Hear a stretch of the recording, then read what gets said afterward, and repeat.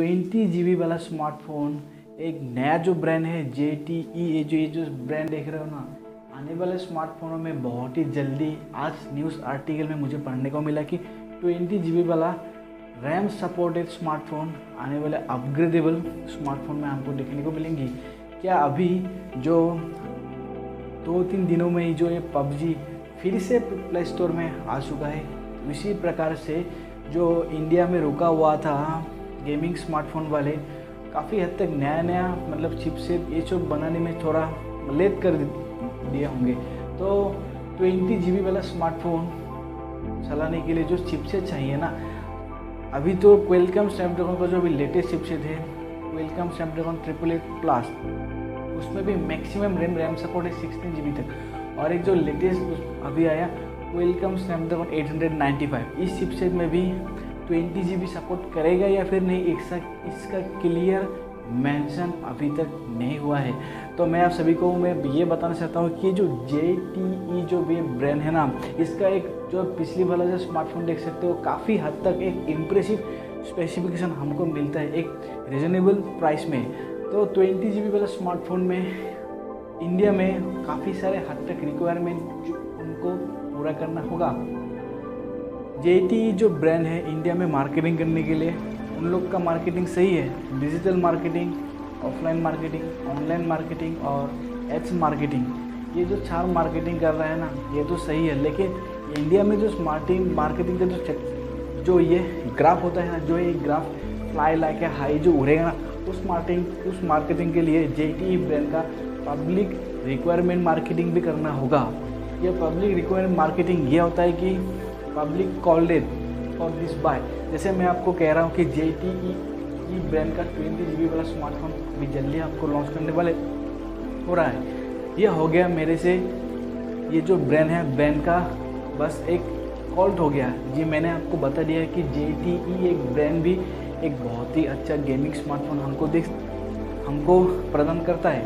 ये जो कॉल्ड हुआ ना, मैंने आपको कॉल किया इस ब्रांड के बारे में, लेकिन ये कॉल से रिकॉल होना पड़ेगा। रिकॉल मतलब मैं आपको बता रहा हूँ इस स्मार्टफोन के बारे में। ये स्मार्टफोन अगर आप यूज़ कर रहे हो, एकदम आपका एक्सपीरियंस प्राइस के साथ, अगर आपका एक्सपीरियंस बहुत ही सही लगता है ना, तो आप अपने दोस्तों को बताओगे ना ये स्मार्टफोन इतने प्राइस में बहुत ही सही है। इस प्राइस में ये जो स्मार्टफोन आने वाला है कोई दूसरा हमको देखने को नहीं मिलेगा। ये होता है पब्लिक रिकॉल मार्केटिंग। ये पब्लिक रिकॉल मार्केटिंग उसका जो ग्राफ थे कि तभी ये फ्लाई हाई करेगा जब हमारा इंडियन पीपल का रिक्वायरमेंट पूरा करेगा ZTE कंपनी।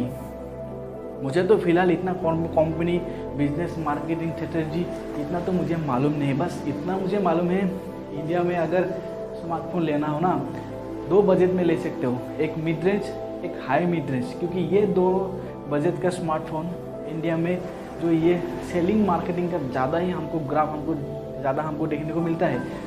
आज तारीख है 2021 में अगर 5 साल पीछे चला जाऊँ, 2015 में हमारा इंडियन पीपल का जो मिड रेंज स्मार्टफोन का जो प्राइस लिस्ट था 8,000 से लेके 13-14,000 के बीच में ये मिड रेंज वाला स्मार्टफोन था। तो अभी हो चुका है 2021। तो इस प्राइस लिस्ट को मैं थोड़ा अपग्रेड करना चाहता हूँ कि हाँ 10,000 से लेके 20,000 के बीच में जो स्मार्टफोन आता है ना, हम ये कह सकता हूँ कि एक गेमिंग स्मार्टफोन वाले ये हो सकता है ये एक मिड रेंज स्मार्टफोन। वही स्ट्रेटजी वही पब्लिक रिकॉल अपनाना होगा ZTE कंपनी ब्रांड को।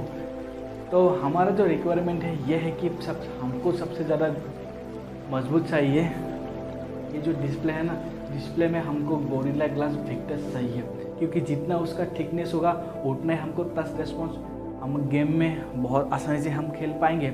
उसके बाद होगा उसका जो बैटरी अगर 5000 mAh लगा रहे हो ना, उसमें कम से कम एबव 50 आप फास्ट चार्जिंग टेक्नोलॉजी उसमें लगना तो सही है। उसके बाद आता है एक गेमिंग प्रोसेसर।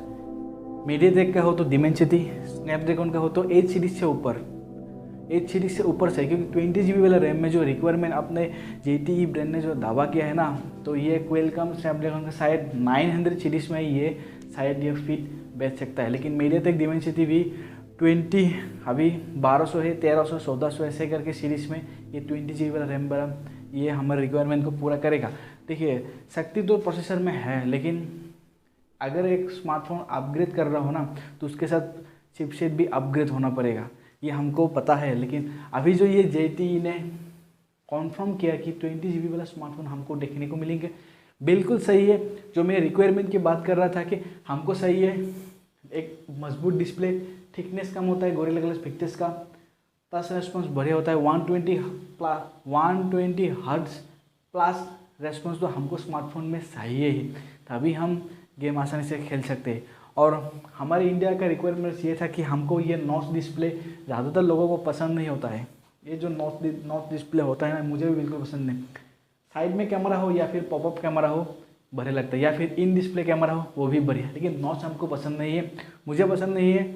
आपको क्या नॉच वाला डिस्प्ले ये पसंद होता है? कमेंट बॉक्स में कीजिएगा।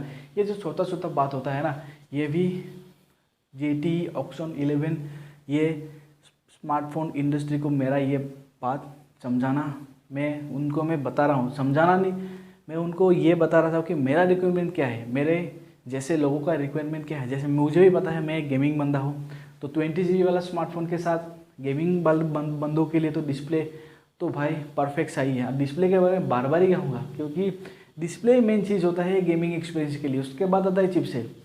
डिस्प्ले में अगर क्वालिटी कम हो तो गेमिंग खेल के क्या मज़ा आएगा।